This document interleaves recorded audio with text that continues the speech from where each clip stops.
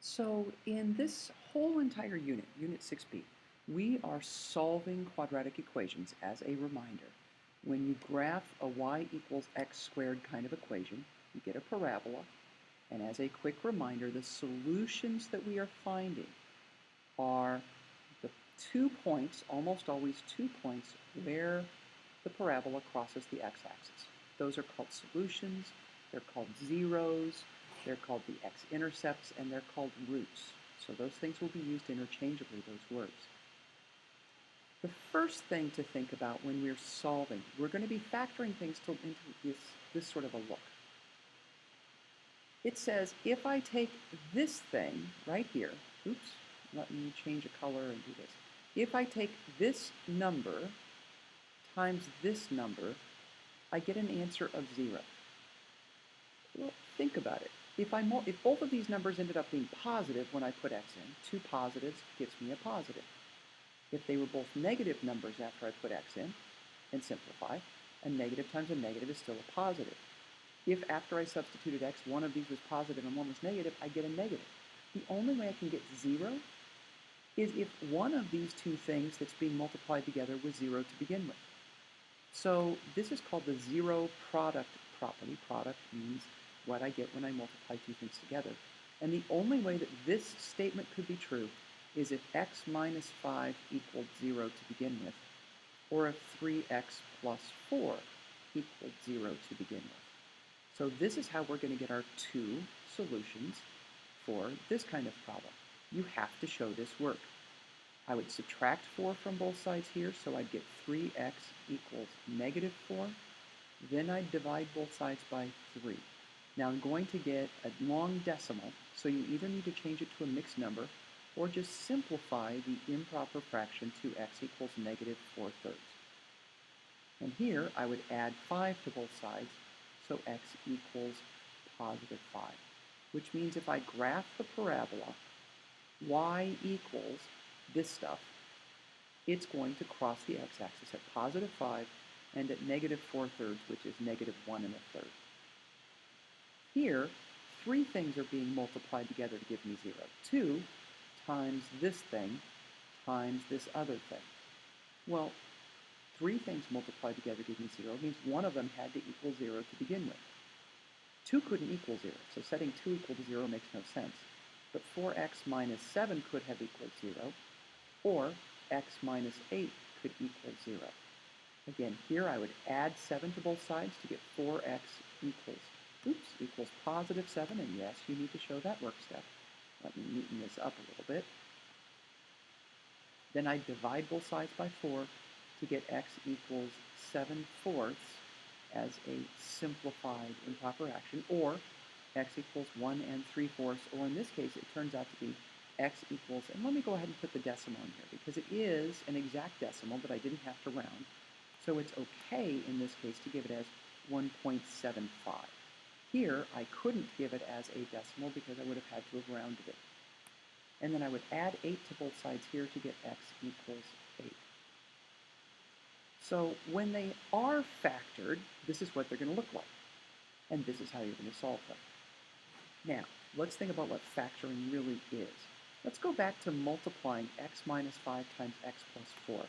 One of the methods you used to do that was to take x times x plus 4 and then negative 5 and distribute it to be x plus 4. So you got here x squared plus 4x, and down here this would be a minus 5x and a minus 20, which would have given me x squared minus 1x minus 20. Now, I don't usually write the 1 coefficient, but I'm going to now. And let me change the color because I wouldn't normally write that. Notice where this negative 1 and this negative 20 came from. The negative 20 came from multiplying the negative 5 times the positive 4. And if I add negative 5 plus 4, I get negative 1. This goes back to those factor triangles that you guys did in class the other day. So really, what I want to do is find a method where I can take this and factor it undo the multiplication and get it back to this. So what you're going to do when you factor these, and this is required work for day one, just like the factor triangles, you're going to have to find two numbers that multiply to give you negative 20 and add to give you negative 1. Now, this method only works if the coefficient of the x squared is 1. But this year, the coefficient of the x squared for us is always going to be 1. You'll have a different method you need to use if the coefficient out here is something other than 1. On this first one, I said you are required to show all of the factor pairs in order that would work, that might work. So, the way I get 20, 1 goes into 20 20 times, and I expect you to start with 1. To get negative 20, one of these has to be negative. Since I want them to add to a negative number, the larger of these two numbers should be the negative one. Well, 1 plus negative 20 isn't negative 1. So then I say, is negative 20 divisible by 2? Yes, I would have to take 2 times negative 10. But 2 plus negative 10 is not negative 1.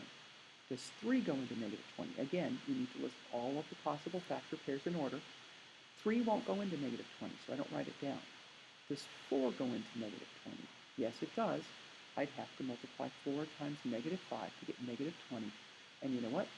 4 plus negative 5 is negative 1, which means to get the x squared, I would have to have an x and an x.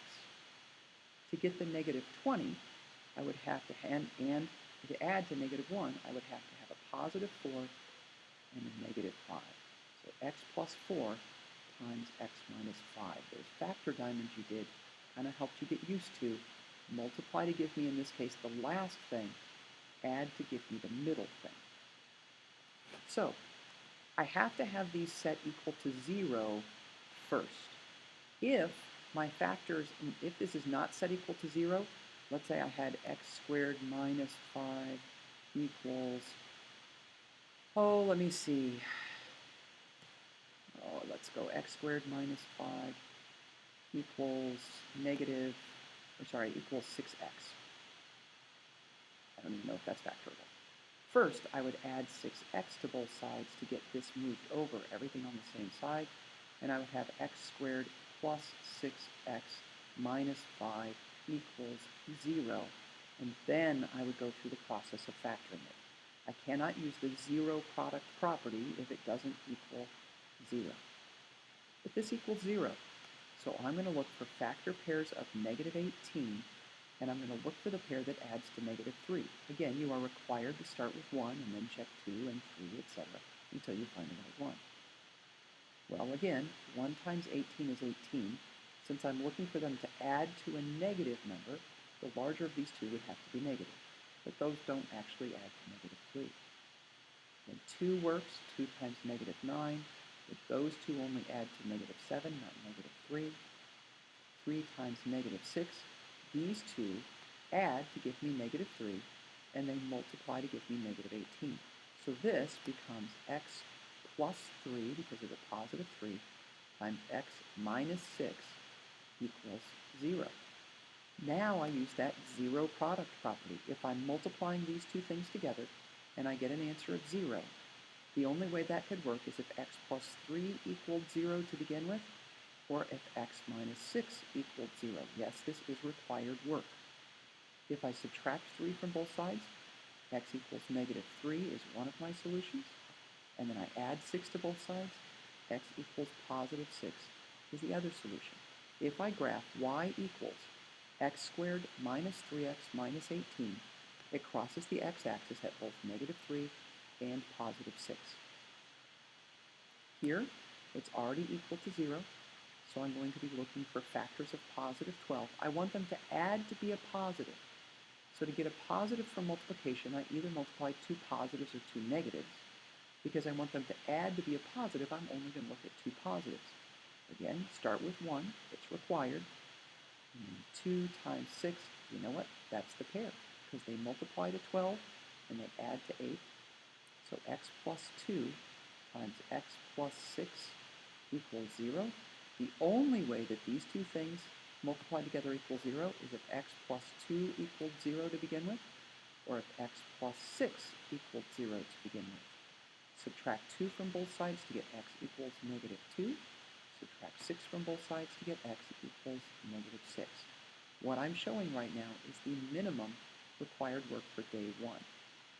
Starting with the second assignment over this, you don't have to do the factor pair listing, but all of the rest of this work is still required. Again, it's already set equal to 0, so I don't need to rearrange the equation. I'm going to look for factor pairs of positive 8. To get a positive, I either multiply 2 positives or 2 negatives. Because I want it to equal a negative, I'm going to look at 2 negatives. Negative 1 times negative 8, but that won't add to negative 6.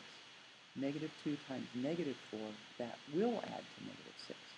So it factors to x minus 2 times x minus 4 equals 0. And again, the only way that multiplying these two things together equals 0 is if the x minus 2 equaled 0 to begin with. Yes, you have to show this work. Or if the x minus 4 equaled 0 to begin with. Now I add 2 to both sides to get x equals positive 2. Add 4 to both sides to get x equals positive 4. So when, and I'm going to check and make sure there weren't any more examples on here, and there aren't, when you are doing this, be very careful that you are showing all of this work for day 1, and the only thing you don't have to show after this is the factor pair list if you just happen to see the correct solution first.